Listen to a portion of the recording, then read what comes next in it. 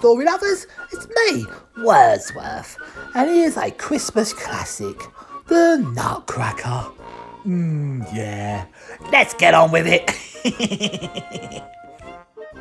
There was no sweets, no fruit chews or lollipops, no Turkish delight, no cherry drops, no cock candy or chocolate fudge, no lemon sherbets or mint humbugs. Cool blimey, what is this madness? A world without sweets? Are you kidding me? Sorry, I'm stating the sweet. When I was a girl, Frau Stalebum began, there were sweets everywhere. There were even sweet shops. The children stared at their mother in disbelief. Now hurry up, Fritz, she said. You'll be late for the party. Fritz buttoned his jacket and Clara pulled on her party shoes. Where have all the sweets gone? Clara asked. Well, I have a theory, whispered their mother mysteriously. I think the Mouse King stole them. Their eyes widened. They say he had magic powers, Frau Stalebum continued. They say he turned a boy into a nutcracker doll. It's crazy, that. What? That's a rubbish story, declared Fritz rudely. I agree. I'm going down to the party now. You too, Clara, said her mother, smiling at her own mischief. Dr. Stalebum was already making a toast when Fritz and Clara arrived. This Christmas Eve, we have such a treat in store. All the toy makers have come with a present for every single child here tonight.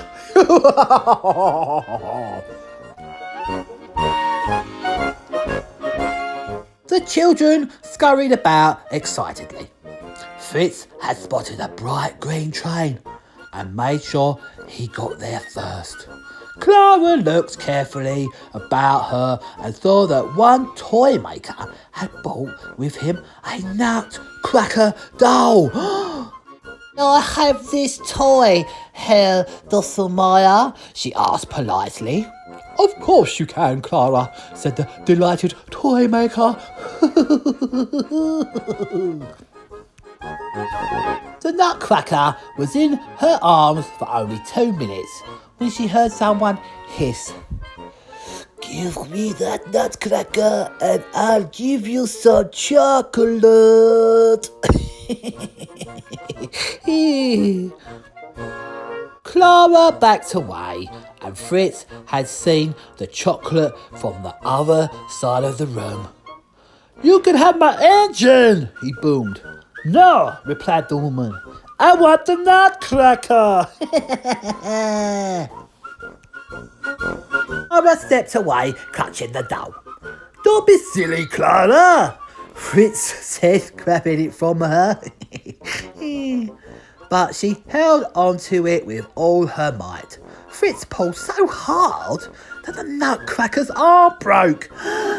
The strange lady disappeared. Oh.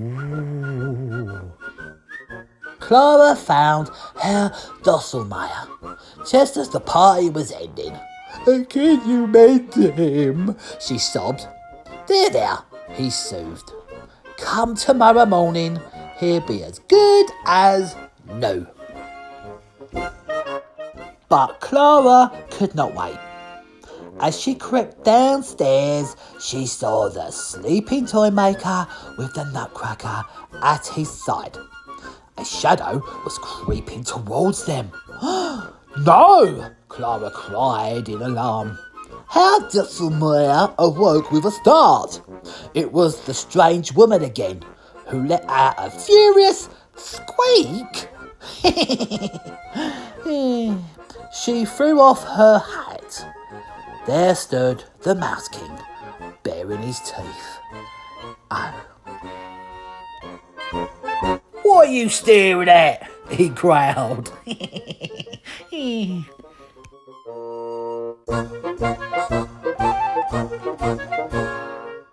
The Nutcracker slowly opened his wooden mouth and replied, You puffed up furball. Suddenly, 1,000 mice poured into the hall. The Nutcracker turned to look. As he did so, the Mouse King knocked him down with the sword. Now you're for it, the Mouse King laughed. This is getting silly.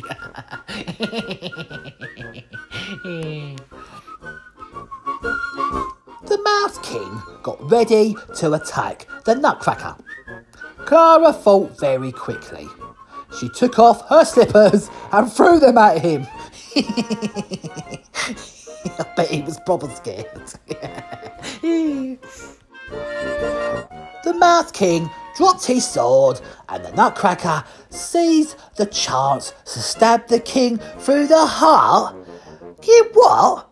God, this is getting a bit violent, isn't it? No need for that. A magical mist encircled the Nutcracker. Look, Clara,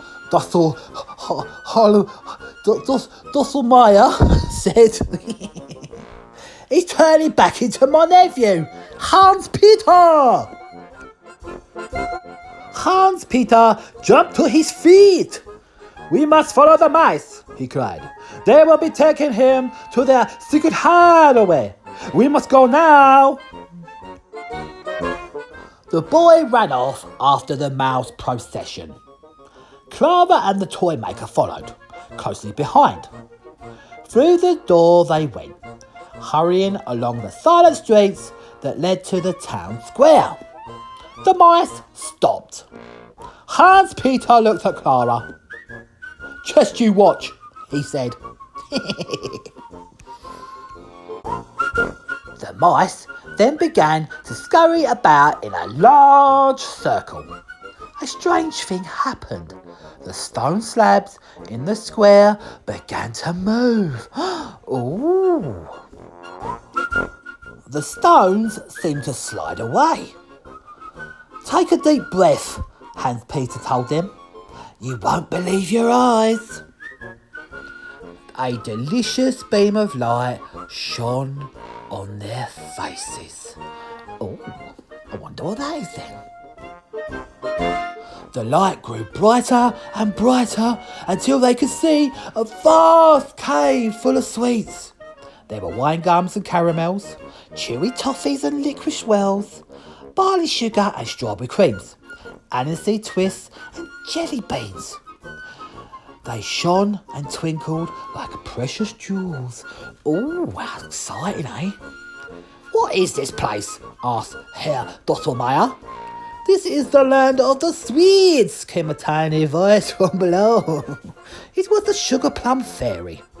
She flew out of the cave and over their heads. The wicked Mouse King is dead, and we are all free, she trilled. Yeah! The Sugar Plum Fairy waved her wand.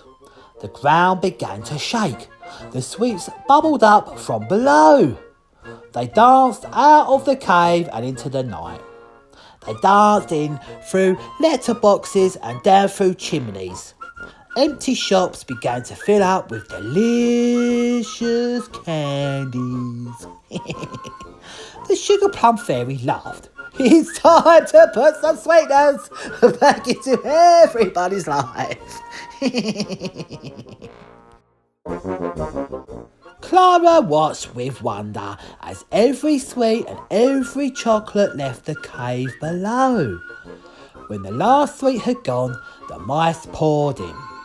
The stones moved once again and the cave was resealed. Out in the square, nothing stirred, not even a mouse. Clara picked up a golden toffee from the ground. Oh, it's probably dirty. Tomorrow we will play together in the snow, she beamed at Hans Peter. I'll meet you outside the sweet shop, he replied. So the toy maker and Hans Peter took Clara home and the sugar plum fairy laughed from above. Delighted to see such a happy ending. Yeah.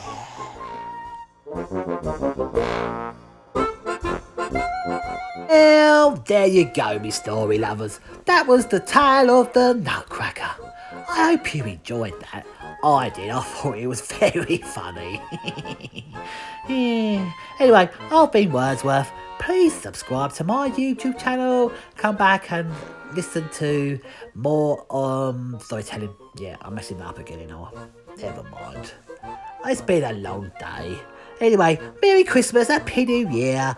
Bye.